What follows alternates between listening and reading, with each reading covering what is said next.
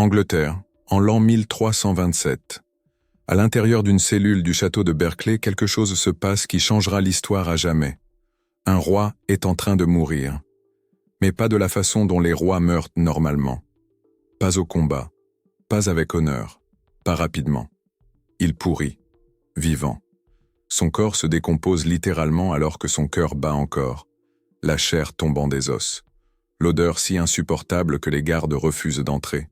Et à travers tout cela, il est conscient, ressentant chaque moment, hurlant dans une agonie qui résonne à travers les couloirs de pierre. Son nom est Édouard II d'Angleterre. Et sa mort sera si horrible, si brutale, que pendant 700 ans, les historiens débattront pour savoir si cela s'est vraiment produit ou si c'est une légende trop noire pour être vraie. Mais les preuves existent. Témoignages, documents, descriptions médicales. Et toutes pointent vers la même conclusion terrifiante. Un roi d'Angleterre est mort de la façon la plus torturante imaginable, et personne n'a levé le petit doigt pour le sauver. Voici l'histoire de comment Édouard II passa de monarque absolu à prisonnier pourrissant dans un cachot. Et pourquoi ceux qui l'ont tué ont choisi de le faire de la manière la plus cruelle possible. Pour comprendre la mort horrible d'Édouard, nous devons comprendre sa vie. Et sa vie fut un désastre dès le début. Édouard naquit en l'an 1284, fils d'Édouard Ier, l'un des rois les plus puissants et redoutés d'Angleterre. Son père était un guerrier brutal qui conquit le pays de Galles, faillit conquérir l'Écosse et gouvernait d'une main de fer. Il était tout ce qu'un roi médiéval devrait être. Fort, décisif, impitoyable. Et Édouard II était exactement l'opposé. Dès l'enfance, il devint clair qu'il n'avait aucun intérêt pour les choses que les rois devraient valoriser. Il n'aimait pas la guerre, il n'aimait pas les tournois, il n'aimait pas la chasse. Au lieu de cela, il préférait la musique, le théâtre et la compagnie de ses favoris. Et cela ne signifiait pas seulement des amis proches, cela signifiait quelque chose de plus. Édouard avait des favoris masculins, et il ne cachait pas son affection pour eux. À une époque où de telles relations étaient officiellement condamnées par l'Église, Édouard était étonnamment ouvert. Son premier grand favori fut Piers Gaveston, un chevalier de Gascogne qui était beau, charmant et complètement inapproprié. Édouard rencontra Piers quand il avait 16 ans, et tomba amoureux. Complètement, désespérément, d'une façon qui scandalisa toute la cour. Il donnait des titres à Piers, des terres, des richesses, et pire encore, il lui donnait un vrai pouvoir politique. Piers commença à agir comme s'il était qu'au roi, manquant de respect aux nobles plus âgés, prenant des décisions sans consulter personne, et se moquant ouvertement de ceux qui le désapprouvaient. Le père d'Édouard fut furieux. En l'an 1307, quelques mois avant de mourir, Édouard Ier exila Piers. Il lui ordonna de quitter l'Angleterre immédiatement et de ne jamais revenir. Mais quand Édouard Ier mourut en juillet de cette année-là, la première chose qu'Édouard II fit en tant que nouveau roi fut de ramener Piers. Et pas seulement le ramener, il le fit comte de Cornouailles, l'une des positions les plus prestigieuses du royaume. Et puis, à l'horreur de la noblesse, Édouard commença à le traiter publiquement comme plus important que sa propre femme. Édouard avait épousé Isabelle de France en l'an 1308. Elle n'avait que 12 ans. On l'appelait Isabelle la Belle, et pour cause. Elle était considérée comme l'une des femmes les plus belles d'Europe, intelligente, charmante, tout ce qu'une reine devrait être, et Édouard l'ignorait complètement. Le soir même de son propre mariage, il passa plus de temps à converser avec Piers qu'avec sa nouvelle épouse. Et il donna des bijoux qui auraient dû être des cadeaux de mariage pour Isabelle directement à Piers, devant tout le monde. L'insulte était insupportable, et Isabelle, même à 12 ans, ne l'oublia jamais. Les barons anglais non plus n'oublièrent pas. Ils détestaient Piers. Ils détestaient son arrogance. Ils détestaient qu'il ait plus d'influence sur le roi que tous réunis. Et en l'an 1312, ils décidèrent que c'en était assez. Ils capturèrent Piers et l'exécutèrent. Sans procès approprié, sans permission du roi, ils le tuèrent, simplement. Édouard fut dévasté. Il pleura pendant des semaines, refusa de manger, refusa de gouverner. et jura vengeance contre ceux qui avaient tué son bien-aimé Pierce. Mais il était faible, et les barons le savaient. Alors rien ne se passa. Édouard avala simplement sa douleur et continua d'être un roi inefficace. Mais ensuite il trouva un autre favori, Hugh Despenser, le jeune. Et Hugh était tout ce que Pierce avait été, mais en pire. Il était ambitieux, avide, et absolument sans scrupules. Hugh vit qu'Édouard était faible et facilement manipulable, et décida d'utiliser cela pour son gain personnel. Il devint l'amant d'Édouard, oui.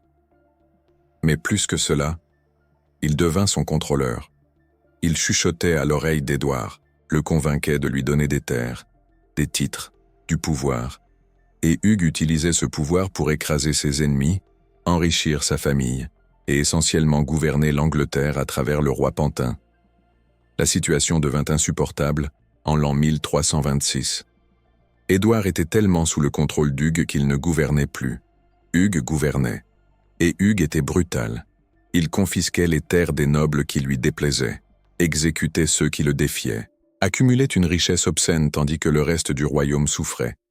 Et à travers tout cela, Édouard permettait simplement, parce qu'il aimait Hugues, ou était obsédé par lui, ou était trop manipulé pour résister. Peu importe, le résultat était le même.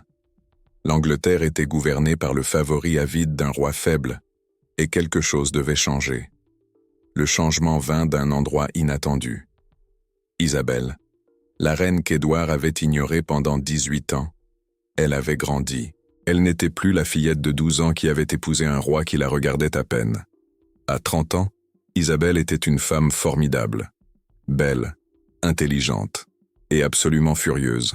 18 ans d'humiliation, d'être traitée comme insignifiante, de regarder son mari tout donner à ses favoris masculins pendant qu'elle, la reine légitime, était méprisée. Elle avait atteint sa limite et décida de faire quelque chose à ce sujet. En l'an 1325, Isabelle fut envoyée en France en mission diplomatique, officiellement pour négocier un traité avec son frère, le roi français. Mais Isabelle avait d'autres plans. Une fois en sécurité en France, loin du contrôle d'Édouard et d'Hugues, elle refusa de revenir et commença à conspirer. Elle trouva l'allié parfait, Roger Mortimer, un baron anglais qui avait été exilé par Édouard. Mortimer détestait le roi, détestait Hugh Despenser, et quand Isabelle proposa un plan pour envahir l'Angleterre et renverser Édouard, il accepta immédiatement. Mais l'alliance entre Isabelle et Mortimer était plus que politique. Ils devinrent amants, ouvertement. Isabelle, fatiguée d'être ignorée par un mari qui préférait les hommes, prit son propre amant. Et peu lui importait qu'il savait. En l'an 1326, Isabelle et Mortimer rassemblèrent une armée de mercenaires. Et en septembre, ils envahirent l'Angleterre. Ils débarquèrent avec moins de 1500 hommes. Une armée ridiculement petite. Ils auraient dû être facilement vaincus, mais ils ne le furent pas, parce que personne ne voulait se battre pour Édouard. Les barons anglais, fatigués de son gouvernement faible et du contrôle d'Hugh Despenser, rejoignirent simplement Isabelle, un par un, jusqu'à ce que sa petite armée devienne grande. Et Édouard, réalisant qu'il était perdu, s'enfuit. Lui et Hugh Despenser coururent vers le pays de Galles, espérant y trouver des alliés. Ils n'en trouvèrent pas. Ils furent capturés en novembre de l'an 1326. Hugh fut traduit en justice immédiatement. Et son procès fut une farce. Il fut accusé de trahison, de tyrannie et d'une liste d'autres crimes. Il fut déclaré coupable en quelques minutes. Et son exécution fut conçue pour être aussi brutale que possible. D'abord, il fut traîné dans les rues attaché à des chevaux. Puis il fut pendu, mais pas jusqu'à la mort. Seulement jusqu'à devenir presque inconscient. Puis il fut découpé, encore vivant, et ses entrailles furent retirées et brûlées devant lui pendant qu'il respirait encore. Finalement, il fut décapité et écartelé, son corps coupé en morceaux, et ces morceaux furent envoyés à différentes villes en guise d'avertissement. C'était la punition pour les favoris qui devenaient trop puissants. Et Édouard, il regarda tout, fut forcé d'observer pendant que l'homme qu'il aimait était torturé à mort. Et puis ce fut son tour. Mais on ne peut pas simplement exécuter un roi. Pas publiquement. Pas sans créer d'énormes problèmes politiques. Alors, ils décidèrent de faire différemment. Édouard fut forcé d'abdiquer en janvier de l'an 1327. Son fils Édouard III, avec seulement 14 ans, devint roi, avec Isabelle et Mortimer gouvernant comme régents.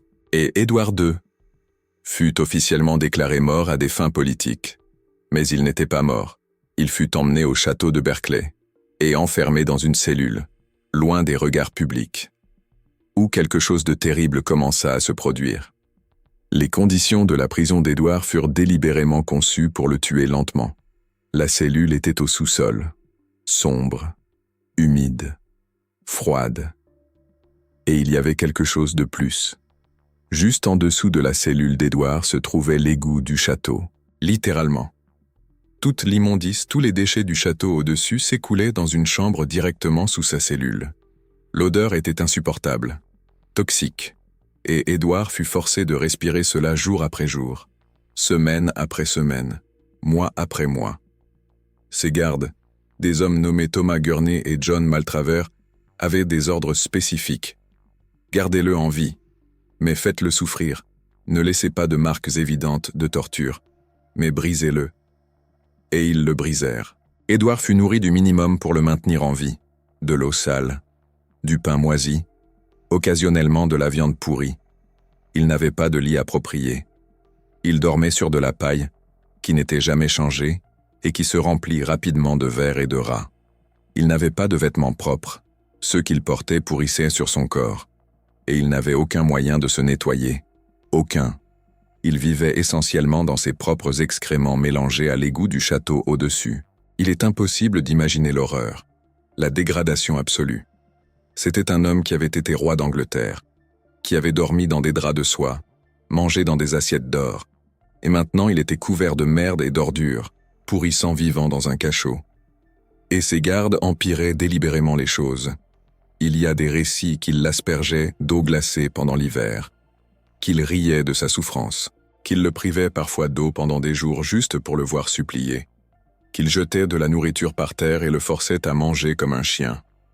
La cruauté était systématique, intentionnelle, conçue non seulement pour le tuer, mais pour détruire complètement toute dignité qui lui restait. Et ça fonctionna. Édouard commença à tomber gravement malade. Les mois de vie dans des conditions si horribles prirent leur tribut. Sa peau développa des plaies qui ne guérissaient pas. Les infections s'installèrent. Et puis vint le pire. Il commença à pourrir. Littéralement. Vivant. La combinaison d'humidité constante, de contact avec des matières fécales, de blessures infectées et de malnutrition sévère créa des conditions parfaites pour la gangrène et d'autres infections nécrosantes. Sa chair commença à mourir, à noircir, à tomber. Et l'odeur? Les témoignages de l'époque la décrivent comme insupportable. Les gardes refusaient d'entrer dans sa cellule. La puanteur de chair en décomposition mélangée à l'égout créait une odeur qui imprégnait tout cet étage du château. Édouard était conscient à travers tout cela, sentant son corps pourrir autour de lui, voyant sa propre chair noircir et tomber, et hurlant. Les témoignages parlent de ses cris, comment ils résonnaient dans les couloirs, des cris d'agonie qui tenaient les gens éveillés la nuit, des supplications pour la miséricorde, pour de l'eau propre, pour de la nourriture, pour la mort, surtout pour la mort. Mais la mort ne venait pas, parce qu'Isabelle et Mortimer n'avaient pas encore décidé quoi faire. Le laisser mourir naturellement pourrait prendre trop de temps, et il y avait toujours le risque que des alliés tentent de le sauver. Alors ils décidèrent d'accélérer les choses, mais d'une manière qui ne laisserait pas de preuves claires de meurtre. Et nous arrivons ici à la partie la plus controversée et horrible de l'histoire, parce que les archives historiques, y compris des chroniques écrites par des hommes qui prétendaient avoir parlé avec ceux qui étaient présents, décrivent une méthode d'exécution si brutale, si sadique, que beaucoup d'historiens modernes refusent de croire qu'elle s'est vraiment produite. Mais les sources sont multiples, indépendantes et cohérentes, et toutes disent la même chose. Dans la nuit du 21 septembre de l'an 1327, les gardes entrèrent dans la cellule d'Édouard. Il était si faible qu'il pouvait à peine bouger. Des mois de torture lente avait réduit le roi autrefois puissant à un squelette couvert de chair pourrie. Et ils le tinrent fermement, et firent quelque chose qui fut spécifiquement conçu pour le torturer d'une manière qui faisait une référence cruelle à ses péchés sexuels supposés. Ils chauffèrent une broche de fer jusqu'à ce qu'elle devienne rouge, et l'insérèrent à travers son anus, profondément, à l'intérieur de son corps, brûlant ses organes internes sans laisser de marques externes visibles. Les cris d'Édouard furent entendus à travers tout le château, et à travers le village voisin. Les témoignages parlent de comment il sonnait, comment il n'était pas humain, comment c'étaient des sons qu'aucun être humain ne devrait être capable de produire, des cris d'une agonie si profonde que les gens qui les entendirent eurent des cauchemars pour le reste de leur vie. Et ils durèrent des heures. Édouard ne mourut pas immédiatement. La technique fut conçue pour tuer lentement, le brûlant de l'intérieur vers l'extérieur tout en maintenant l'extérieur intact, pour que quand le corps serait examiné, il n'y ait pas de blessures évidentes.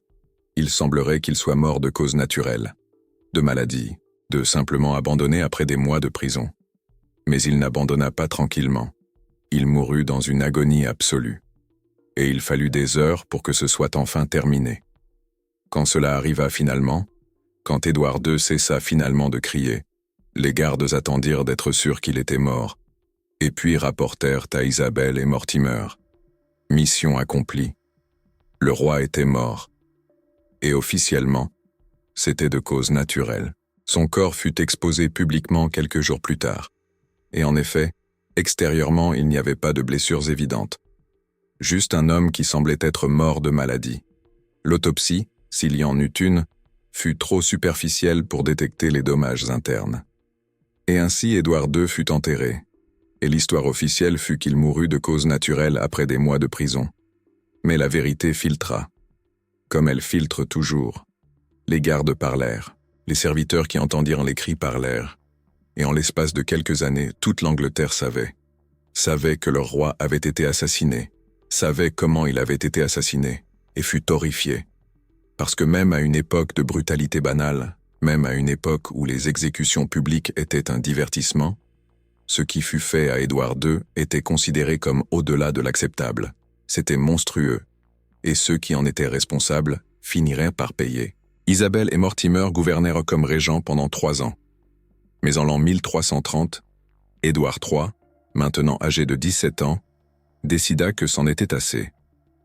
Il prit le pouvoir par la force, arrêta Mortimer, et l'exécuta pour trahison, y compris pour le meurtre d'Édouard II. Mortimer fut pendu, traîné et écartelé, la même mort brutale qu'il avait ordonnée pour Hugues Despenser. Et Isabelle? Édouard III n'exécuta pas sa propre mère, mais il l'exila. Elle passa les 28 dernières années de sa vie essentiellement en résidence surveillée luxueuse, n'ayant plus jamais de pouvoir, n'étant plus jamais pertinente, vivante seulement parce qu'elle était la mère du roi, mais méprisée par tous ceux qui savaient ce qu'elle avait fait. L'histoire d'Édouard II soulève des questions troublantes. Fut-il vraiment assassiné de cette façon horrible? Ou est-ce de la propagande noire, une histoire inventée par les ennemis d'Isabelle et Mortimer pour les faire paraître comme des monstres? Les historiens débattent encore aujourd'hui. Certains soutiennent que les preuves sont circonstancielles, que les récits proviennent de sources potentiellement biaisées, que la méthode décrite est si brutale qu'elle semble invraisemblable. Mais d'autres pointent vers le nombre et la cohérence des sources, vers le fait que de multiples chroniques indépendantes racontent la même histoire, et vers les preuves physiques. Parce que lorsque la tombe d'Édouard fut ouverte dans des périodes ultérieures, ceux qui examinèrent le corps remarquèrent quelque chose. Des signes de traumatisme interne, des dommages qui ne seraient pas expliqués par une mort naturelle, mais qui seraient cohérents avec ce qui a été décrit. Alors que s'est-il vraiment passé? En se basant sur les preuves disponibles, il semble probable qu'Édouard II fut effectivement assassiné, et que ce fut fait de manière délibérément cruelle. Peut-être pas exactement comme décrit dans les chroniques les plus graphiques. Peut-être que les détails furent exagérés lors de la narration, mais l'essentiel semble être vrai. Il fut torturé. Il fut maintenu dans des conditions inhumaines. Il fut délibérément laissé à pourrir vivant. Et il fut finalement tué d'une manière qui causa une agonie maximale. Pourquoi? Vengeance. Isabelle le détestait pour 18 ans d'humiliation. Mortimer le détestait pour l'exil et la persécution. Et tous deux voulaient s'assurer qu'il ne pourrait jamais revenir au pouvoir. Mais plus que cela, ils voulaient envoyer un message à quiconque penserait à les défier. Regardez ce que nous avons fait à un roi. Imaginez ce que nous vous ferions. Mais le message eut l'effet inverse. Au lieu d'intimider les gens, il les horrifia et aida à sceller le destin d'Isabelle et Mortimer. Parce qu'il y a des limites, même à une époque brutale. Et ils les franchirent toutes. Édouard II ne fut pas un bon roi. Il fut faible, facilement manipulable, plus intéressé par les favoris que par gouverner correctement. Mais aucun de ses défauts ne justifiait ce qui lui fut fait. Personne ne mérite de mourir de cette façon, pourrissant vivant dans une cellule d'égout, puis assassiné de la manière la plus douloureuse imaginable. C'est trop. C'est de la cruauté au-delà de la nécessité. C'est de la méchanceté pure. Et peut-être que c'est la vraie leçon de cette histoire, que le pouvoir sans restriction mène à des atrocités, que la vengeance sans limite devient monstruosité, et que lorsque nous décidons que la fin justifie tous les moyens, lorsque nous décidons que les ennemis méritent toute la souffrance que nous pouvons infliger, nous perdons notre humanité. Isabelle et Mortimer pensèrent qu'ils se débarrassaient d'un roi faible et établissaient leur propre pouvoir. Mais ce qu'ils firent vraiment fut de créer une légende d'horreur qui les poursuivrait à jamais, et de s'assurer qu'ils seraient rappelés non comme des libérateurs, mais comme des tortionnaires, comme des assassins qui tuèrent un roi de la manière la plus cruelle imaginable. Édouard II fut enterré dans la cathédrale de Gloucester. Sa tombe devint un lieu de pèlerinage, pas parce qu'il fut un grand roi, mais parce qu'il mourut si horriblement. Les gens venaient prier pour son âme, et regarder la tombe et se souvenir que même les rois peuvent tomber, que même les puissants peuvent finir dans des cachots, et que la mort peut venir sous des formes dont les cauchemars sont faits.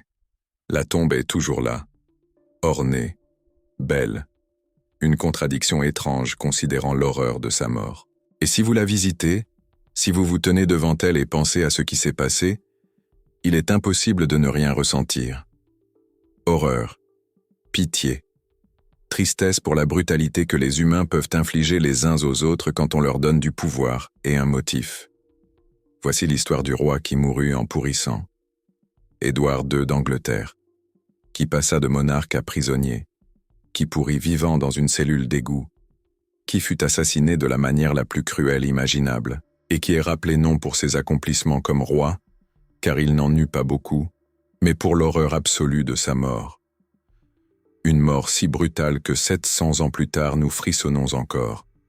Nous demandons encore comment les humains peuvent faire de telles choses les uns aux autres, et sert encore de rappel sombre que la position et le pouvoir sont temporaires. Mais la cruauté peut résonner à travers les siècles, et ne jamais être oubliée.